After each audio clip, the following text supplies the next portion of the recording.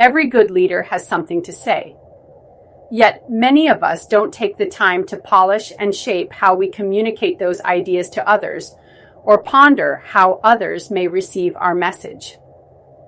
Communication can be summed up to be the exchange of information. Given the complex ways that we receive and perceive messages, however, this exchange is far from simple and straightforward. To become a good communicator, you first must master the basics of having a two-way conversation. Firstly, learn to listen. Most of us only remember about half of what we hear, no matter how carefully we think we're listening. But effective leadership requires good listening. Clearly, this is a critical skill to learn. Since it isn't usually taught in schools, we need to train ourselves to listen. 2. Improve your active listening by practicing 3 simple techniques. Suspend any biases you might have about the speaker's appearance or prior actions. Quiet your mind by focusing on what is being said instead of thinking about your response. Encourage the speaker to continue sharing information by asking open-ended questions and nodding your head. Effective listening doesn't come naturally to most people. But when you consider that listening is one half of the communication dynamic, the importance of practicing this undervalued skill becomes apparent. Third, know your audience. Before you begin to craft your message, learn as much as you can about your listeners. This will help you not only to determine your choice of words and level of information, but also to structure your delivery and motivate your audience. Figure out the level of knowledge and interest your listeners have in your topic.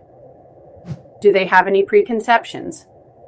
Are they hostile or friendly? Will they feel pressured to react in a specific way? It's important to consider these questions whether you plan to speak to one or many.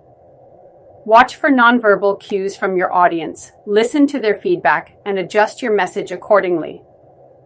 Fourthly, search all communication programs. Organize and structure your message. Words are powerful. They carry a literal as well as a connotative meaning. Because those connotations differ in various parts of the world, it's crucial to know your audience. For example, dog is a neutral word, but mongrel carries a negative connotation, while man's best friend carries a positive one. Take time to choose the right word or expression and be sure to pronounce it correctly. A few other tips to consider when formulating your message: clarity.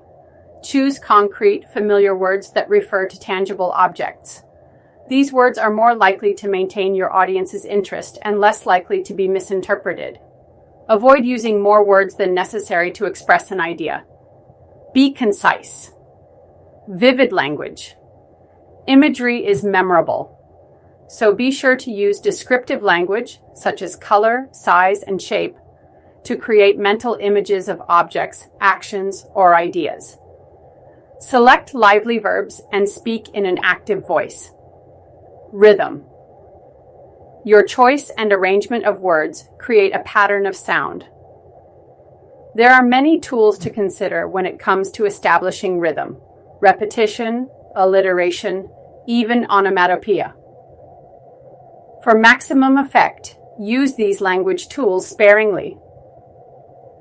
Overuse may sound pretentious. You don't want to compromise your credibility or the audience's interest. Pay attention to your nonverbal skills. Many people don't realize that nonverbal cues can convey an unintended message to their audience.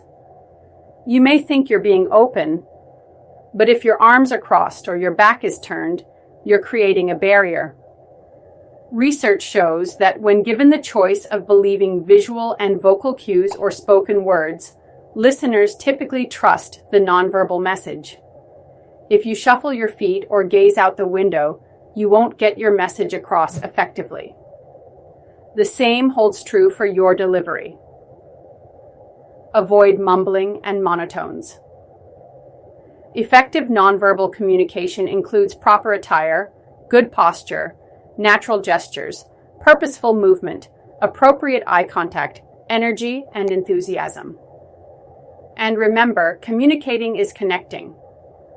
Most audiences prefer a delivery that combines a certain degree of formality with the best attributes of good conversation. Be direct, spontaneous, and animated. Use vocal and facial expressions to liven things up.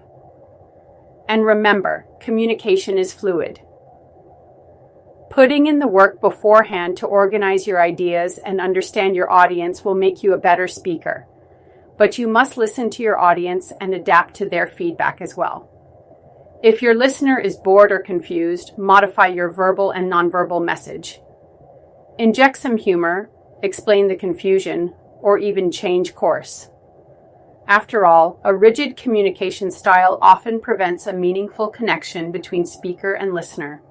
On the other hand, a flexible style not only helps you get your point across more effectively, but also keeps everyone on their toes and actively engaged.